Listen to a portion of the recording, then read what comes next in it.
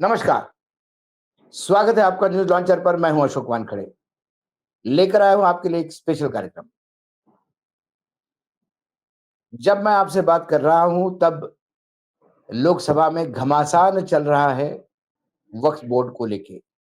ये बोर्ड का ये तमाम चर्चाएं जो लोग सुनेंगे उन्हें पता पड़ता है कि देश किस डायरेक्शन में जा रहा है। विपक्ष अपनी बात रखने का प्रयास करेगा, भारतीय जनता पार्टी अपना बिल लाने का प्रयास करेगा। इस बिल को पास करने वाली जो 2 बैसाखियाँ हैं, चंद्रबाबू नायडू और नीतीश कुमार, ये अपना स्ट्रगल कर रहे हैं। एक कहावत है, you can't have cake and eat it too. आपके हाथ में केक भी रखा रहना चाहिए और आप खाना भी चाहते हो, दोनों चीज़ नहीं होती। तो आप मुस्लिम मतदाताओं को अपने पास रखना भी चाहते हो और वक्फ बोर्ड का बिल भी पास करवाना चाहते हो, ये 2 बातें नहीं होगी। तो समय बताएगा। लेकिन कांग्रेस पूरी तरह से संगठन पे काम करना शुरू कर दिया है। शायद लगता है राहुल गांधी जी ने दिग्विजय सिंह जी के उस बात को करीब-करीब 1 डेढ़ साल पहले वाली इस बात को सीरियसली लिया, जिसमें उन्होंने कहा था कि राहुल जी हमें संगठन मजबूत करना चाहिए। तब राहुल जी को लगा था कि संगठन नहीं, एक मूवमेंट चाहिए। एक मूवमेंट पैदा होगी तो लोग साथ में खड़े हो जाते हैं। जैसे जयप्रकाश नारायण की मूवमेंट थी, महात्मा गांधी की मूवमेंट थी। जैसे इंदिरा गांधी जब वापस आई आपातकाल के बाद, उनका एक मूवमेंट था। संगठन तो तब भी इंदिरा जी के पास नहीं था, तब भी गांधी जी के पास नहीं था, जयप्रकाश जी के पास नहीं। हाँ, तब कार्यकाल अलग था। महात्मा गांधी ब्रिटिशर्स के खिलाफ लड़ रहे थे। पूरा देश आज़ादी चाहता था। जयप्रकाश नारायण भ्रष्टाचार के खिलाफ लड़ रहे थे। युवा उनके साथ था। इंदिरा जी के पीछे सिम्पैथी थी और जो विपक्ष इंदिरा जी को ये जगह आया था, वो बिखर सा गया था और इंदिरा गांधी के लिए एक बड़ा ग्राउंड तैयार था। रेड कारपेट डली हुई थी। क्या वर्तमान में कांग्रेस के पास ऐसी स्थिति है? बिल्कुल नहीं। सामने भारतीय जनता पार्टी एक ऐसा बलाढ्य पक्ष, जिनके 2 आका आदरणीय मोदी जी और अमित शाह जी पूरी ग्रिप के साथ पार्टी और सत्ता पे कब्जा, एजेंसियों का उपयोग, सारी स्वायत्त संस्थाओं पे पूर्णपणे नियंत्रण, इस चीज से चलते उनके साथ लड़ने के लिए उतना ही संगठन ताकतवर चाहिए, शायद अब राहुल जी समझे। और इसके लिए खासकर जब गुजरात गए वो, गुजरात में पार्टी को पुनर्जीवित करने के लिए जब उन्होंने कहा कि यहाँ बहुत सारे स्लीपर सेल है भाजपा के, इनको पार्टी से हटना होगा। उसके पहले सीडब्ल्यूसी में बात करते हुए पार्टी के अध्यक्ष ने कहा, मल्लिकार्जुन खड़गे ने, कि ऊपर से नीचे तक बदलाव लाना बहुत ज़रूरी है। जवाबदेही तय करनी होगी। हर चुनाव के नतीजों की जवाबदेही तय करनी होगी। लेकिन फिर चुनाव होते हैं, महाराष्ट्र में होते हैं, हरियाणा में होते हैं। फिर वही धांधली होती है जो हमेशा होती आ रही है। और सिर्फ बोला जाता है, होता कुछ नहीं। वहाँ 2 पक्ष है कांग्रेस में। एक सोचते हैं कि बदलाव ऊपर से नीचे तक आना चाहिए और राहुल गांधी सोचते हैं कि नीचे से ऊपर तक बदलाव आना चाहिए। इसलिए राहुल गांधी जी ने एक नई स्ट्रैटेजी प्लान की और उन्होंने ये तय किया कि देश के 700 जो जिले हैं, इस जिले के कांग्रेस इकाई के अध्यक्ष केंद्रीय चुनाव समिति का हिस्सा होंगे, यानी वो टिकट किसको मिलेगा ये तय करेंगे। अब ये जो पैटर्न है, चर्चा ऐसी है कि उन्होंने ये पैटर्न तमिलनाडु से लिया है। तमिलनाडु की राजनीति में डीएमके, द्रविड़ मुन्नेत्र कज़गम, ये जो पार्टी है, इन्होंने द्रविड़ प्रगति संघ बनाया और वहां पे भी जिला इकाई के अध्यक्ष इतने ताकतवर होते हैं, वो तय करते हैं कि विधायक कौन बनेगा, सांसद कौन बनेगा और इसके लिए वो सत्ता में है। और उसी मोड़ पे राहुल गांधी कांग्रेस में ये योजना लागू करना चाहते हैं।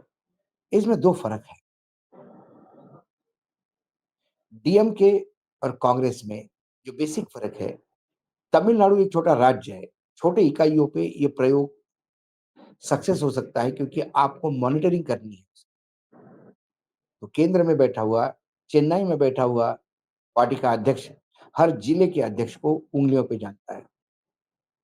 लेकिन भारत में लागू करने के लिए 700 लोगों के नाम भी कोई एक आदमी याद करके रखेगा, ये कल्पना के परे है। दूसरी बात,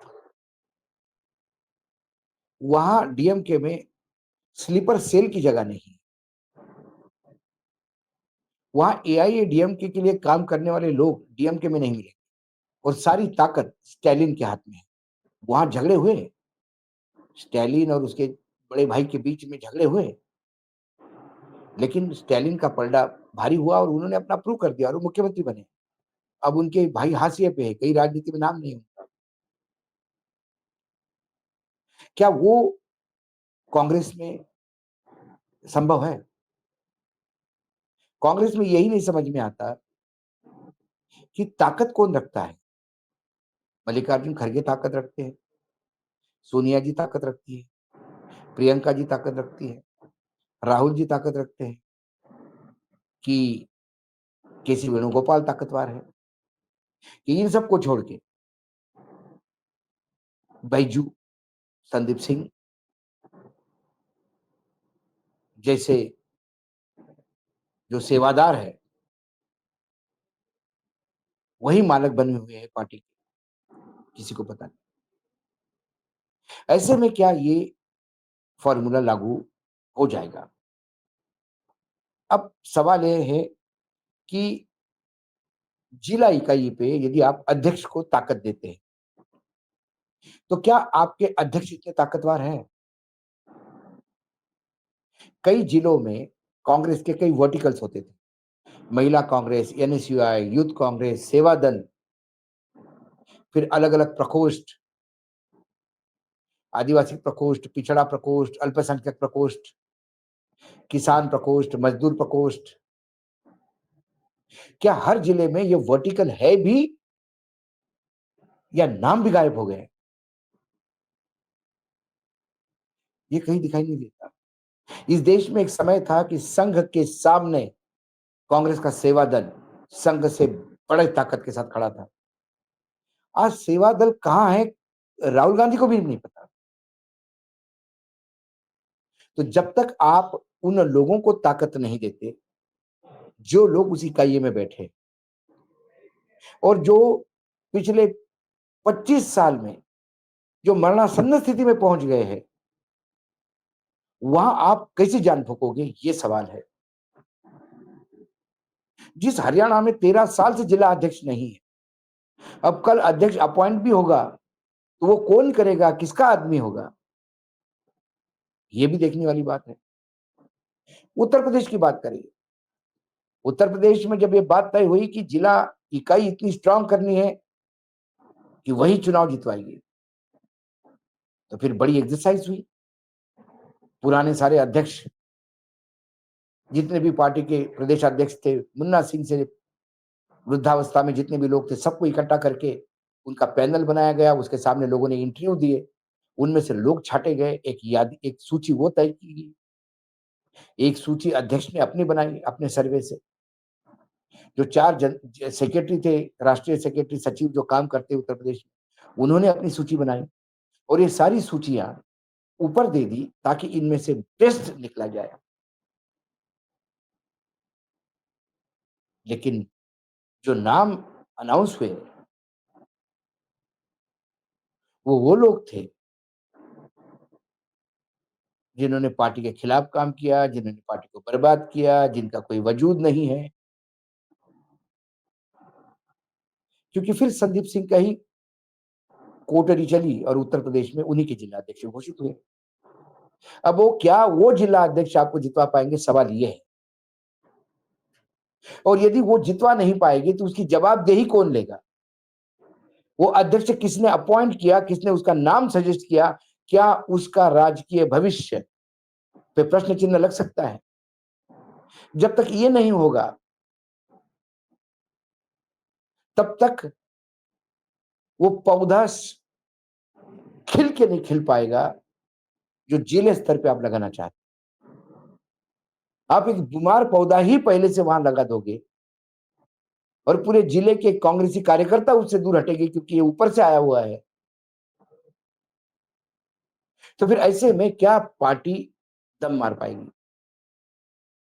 लेकिन एक बात तो है कि ये होने से मैं ये नहीं कहता कि एक ही दिन में बदलाव आएगा, लेकिन राहुल गांधी लगातार इस पे ही बने रहे तो हो सकता है एक चुनाव बहुत बुरी तरह से हार होगी, क्योंकि इन्हीं जिलाध्यक्ष के भरोसे जो पैराट्रूपर्स है, उसके बाद इनकी इनकी जब जवाबदेही तय होगी और फिर इनको फेंका जाएगा बाहर, तो फिर ओरिजिनल काम करने वाले सामने आएंगे। इनको अपॉइंट करने वाले जो स्लीपर सेल है, जब ये नंगे हो जाएंगे तो फिर उसकी जगह अच्छे काम करने वाले लोग आएंगे और फिर पार्टी को बल मिलेगा। लेकिन इस पूरे एक्सरसाइज में ये जो केसी वेणुगोपाल और टीम थी, जो भगवान बने हुए थे, उनको तो ग्रहण लग गया इतना पक्का। तो राहुल गांधी ने शायद ऊपर की सफाई नीचे वालों के खंधे से की, ऐसा हम माने तो आश्चर्य नहीं होगा। एक नया एक्सपेरिमेंट है और ये होना चाहिए, क्योंकि ये उनके पिता का सपना था कि सत्ता गांव तक जानी चाहिए। कांग्रेस में भी यदि सत्ता जिले तक चली जाएगी तो कम से कम अपने पिताजी के सपनों को पूरा करने का प्रयास राहुल करेंगे।